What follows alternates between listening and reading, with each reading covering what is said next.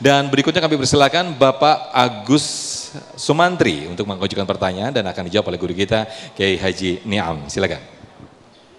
Terima kasih. Terima kasih pada siang hari ini. Saya mau bertanya Pak. Perkenalkan nama saya Agus Sumantri. Terkait dengan amanah ini Pak.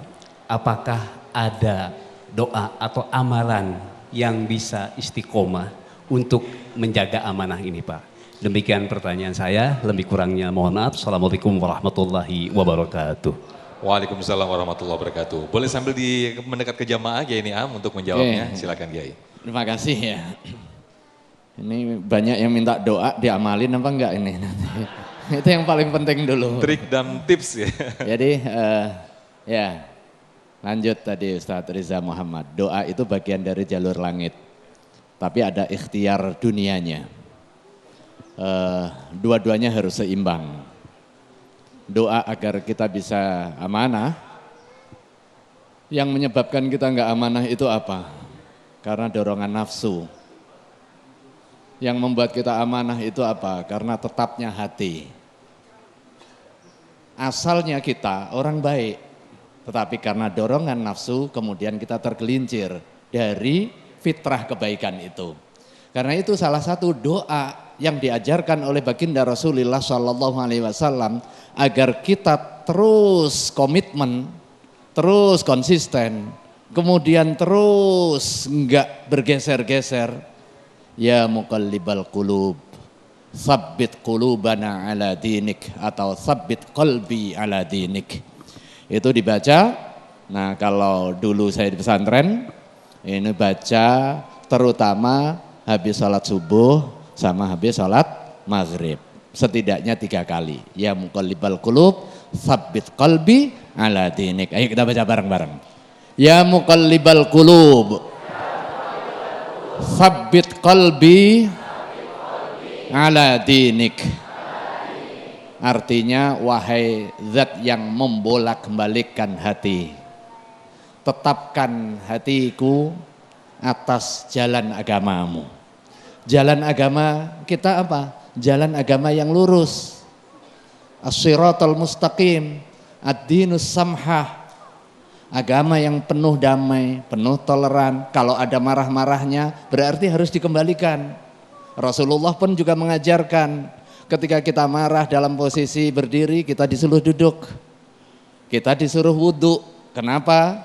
Karena marah itu dari setan, setan terbuat dari api, api akan mati dengan air. Kira-kira begitu posisinya, secara logiknya ya. Akan tetapi kalau doa melalui jalur langit saja, kemudian gak menempuh jalan dunia, ya tentu percuma. Karena apa? Karena dua-duanya harus seimbang.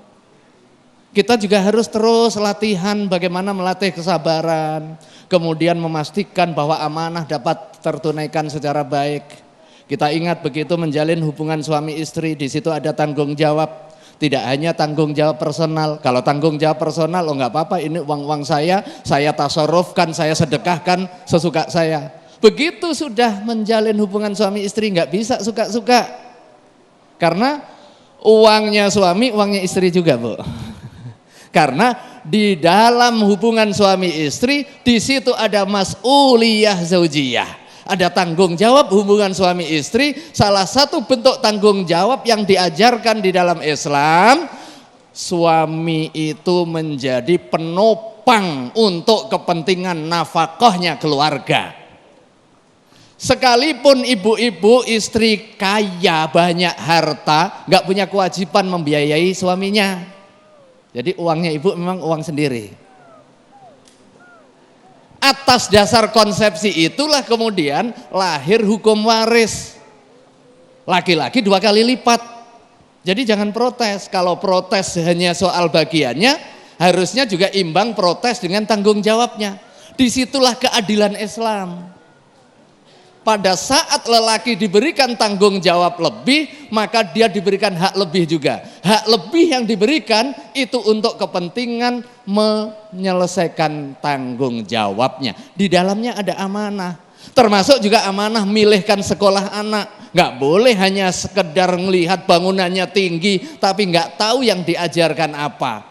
Itu adalah tanggung jawab kita, itu adalah mas'uliyah tarbawiyah.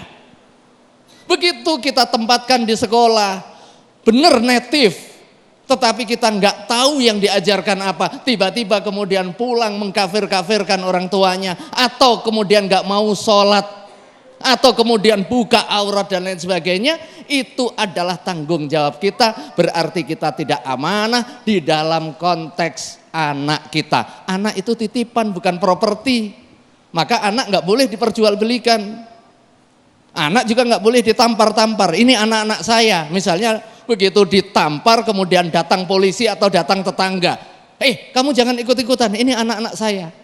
Benar anak, tapi statusnya bukan hakul milki, tetapi itu adalah hakul amanah.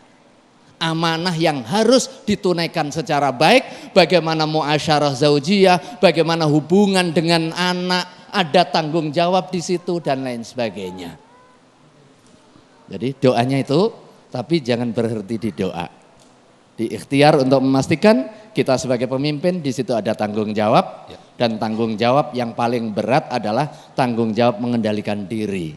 Pada saat kita menjadi diri kita jadi pemimpin, di dalamnya ada amanah, nggak boleh lekas marah, sekalipun ada penyebab marah. Kan innamasyadidul ladzi yamliku nafsahu indal ghadab. Orang yang paling perkasa, paling hebat itu bukan orang yang menang tinju atau yang gagah seperti Ustadz Riza saja gitu kan. Tetapi orang yang asyadid itu adalah alladzi yamliku nafsahu indal ghadab, yang mampu mengendalikan diri ketika dia marah.